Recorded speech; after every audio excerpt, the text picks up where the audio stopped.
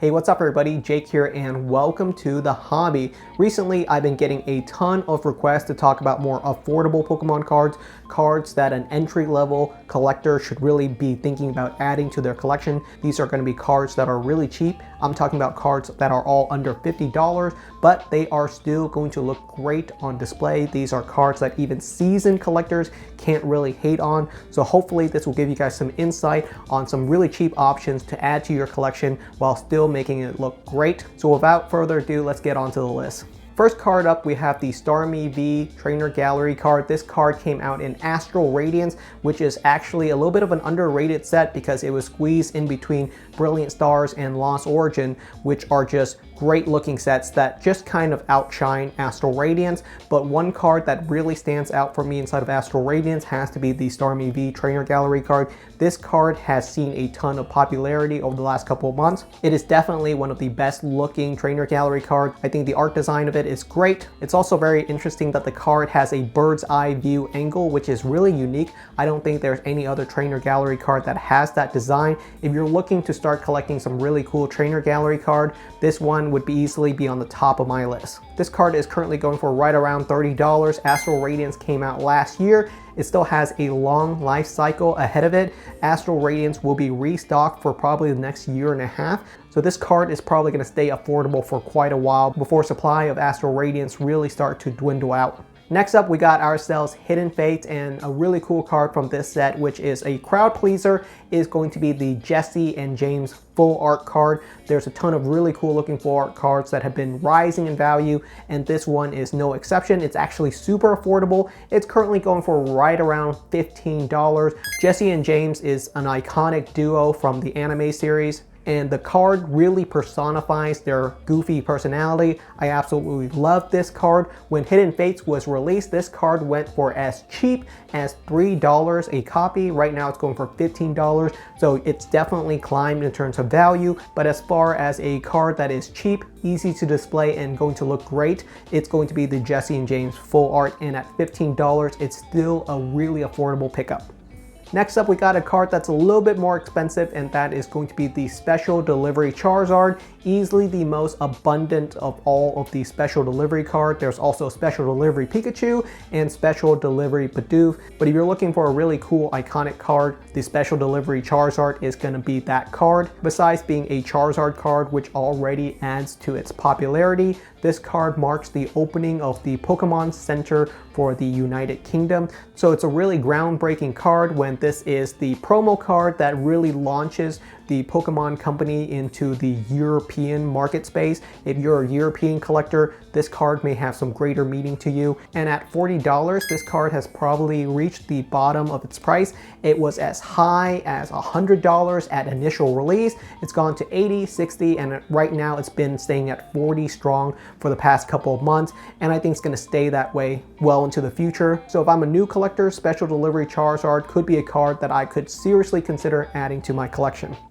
Next up, we got ourselves a Pikachu promo card. You know I can't make an affordable list without at least recommending one Pikachu promo, and that is the Kanazawa Pikachu card. This card was actually my favorite card the year that it released. It's just a gorgeous, brilliant looking Pikachu promo card. It marks the grand opening of the Kanazawa Pokemon Center in Japan. All you had to do was walk into any participating Pokemon Center and they would just give you this card for free. So there's actually a ton of copies for it, but it's still an incredibly popular card. A lot of older Pikachu promo cards are now going for the hundreds of dollars, and if you're looking for an entry point into collecting some really cool Japanese promo card, this would be easily on the top of my list, and it's currently going for right around $40 for a near mint copy. So this is actually a really affordable entry point if you're into collecting some promo cards from Japan, and you're not going to get a better art piece than this one. It just looks super cool. It just oozes culture and art appeal. This is one that I can easily see framing up and displaying, and it's going to look great inside of your office or any collector space. Moving back to English, we have another card from Hidden Fates, and that is going to be the Moltres, Zapdos, and Articuno Stained Glass Bird Trio card. This card is a super iconic card, really marks the beginning of the modern Pokemon card era in terms of hype and appeal. I know we get promo cards in pretty much every single Elite Trainer box nowadays, but that was a really groundbreaking idea to put a promo card, especially one as interesting as the Stained Glass Bird Trio, into an Elite Trainer box. They've restocked Hidden Fates again and again and again when it released. So this card is actually super abundant. There's a ton of copies of it, but it can still look great inside of your collection. If you're a brand new entry-level collector, this is one that I would pick up on the secondary market in near mint condition for easy $15. It stayed strong at $15 for years and years. So this is not a card that's probably going to climb in value, but that's completely okay because this is going to look great on display and no one can really hate on it. It's just a great looking piece. Everyone can respect it. Next up, we got ourselves an XY era card, and that is going to be the Gyarados EX Secret Rare from the Breakpoint set. Wow, a super cool looking card, and it's crazy to think that this card was released in the XY era because it looks so crisp and clean that you can easily see a card like this being released nowadays. This card, super cool looking. We got ourselves Greninja and Manaphy in the background. This card was really ahead of its time since it's practically a tag team card, an alt art card, a full art card, all in one. This is just something that was really unique for the XY era. A lot of XY era card has not really aged well, but this one has.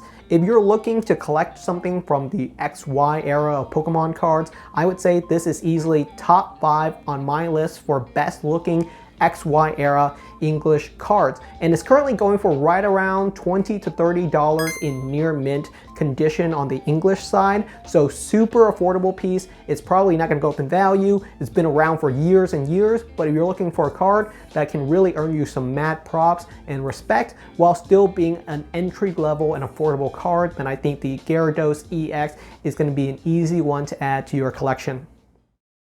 Next up, we're going to be talking about a group of cards that are actually super affordable right now, and that is going to be the Jolteon, Vaporeon, and Flareon VMAX Alt Art card. They also have a V version, but we're just going to talk about the VMAX versions right now since those tend to be a little bit more desirable. These cards, super gorgeous, all came as promo cards inside of a premium collection. These cards in near mint conditions are currently going for between $10 to $20, so super affordable cards. If you're looking to collect some alt art cards, and you know Evolving Skies alt art cards are super duper expensive. A lot of the EV cards are going for $100 plus easily, and you don't need to collect those to have a great looking gorgeous display. There is no one that is going to hate on these Vaporeon, Jolteon, and Flareon alt art cards. They just look way too good. And at a price point of $10 to $20 for a near mint copy, you're going to have no issue displaying these. These are going to look great as a set, framed up, displayed inside of your collection. These can easily be a centerpiece of your collection while being super duper affordable. And these are probably going to stay this way for quite a while just because the premium collections are still out there. People are still finding these premium collections on store shelves today. That's why the prices on these cards have not really climbed up, but eventually the supply will dry out.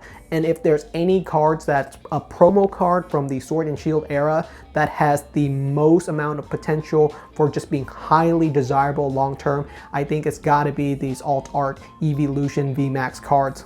Next up, we're going to talk about another card from the trainer gallery, and the card we're talking about is the Pikachu VMAX card. Another really cool looking gorgeous trainer gallery card. This card is currently going for right around $30 in near mint condition. So once again, a really affordable card.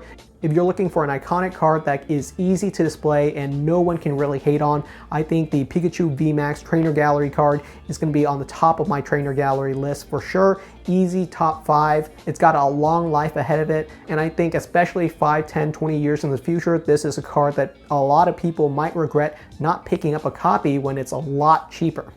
Next up, we got ourselves an alt art card. Now, a lot of alt art cards from the Sword and Shield era are going for $50 plus easily, But one gorgeous card that I think a lot of people are currently sleeping on is got to be the Celebi V Alt Art. This card is absolutely gorgeous, came out in Fusion Strike, and it's actually kind of challenging to pull yourself an Alt Art card from Fusion Strike. The Celebi V Alt Art card is currently going for right around $20, so a super cheap card in terms of how rare it is, how good looking it is. If you're someone that really wants to add an alt art card into your collection and you don't have a lot of them because they are so gosh darn expensive, I think the Celebi V is an easy one to add. No one can hate on this art. It's so gorgeous. The art is really crisp, and at $20, I think it's an absolute no-brainer. If I'm a brand new Pokemon card collector and I really want to start collecting some alt art cards, what are your options? Picking up 4 Fusion Strike booster pack and hoping you get something good,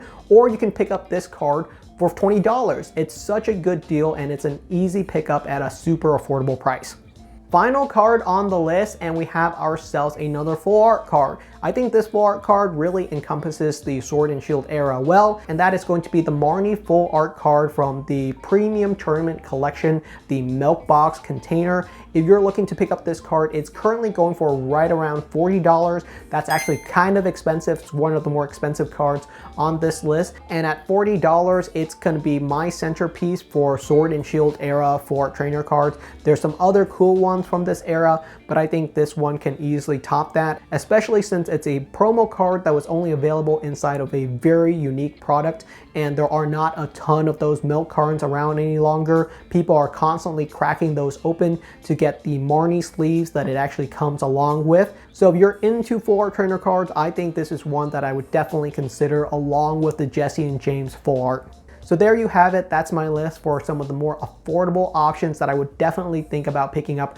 right now if you're trying to get into collecting cards, but you want some more cheaper options that are still great looking on display. The modern Pokemon card market has really been popping off over the last couple of years, where we're seeing modern Pokemon cards that are only 2 or 3 years old going for thousands and thousands of dollars, and I know that can seem super scary. I can still remember when I was a college student working at my local textbook store, making $7.25 minimum wage and using what little money I had to pick up a couple of really cool cards that I just wanted to collect long term. So hopefully this gives you guys some insight. If you have any questions, if you have some other cards that you can definitely recommend, or if you want me to talk about something else, I try to read through every single last one of my comments. I love talking to you guys. I love communicating with the community, and thank you so much for watching. I will see you guys next time.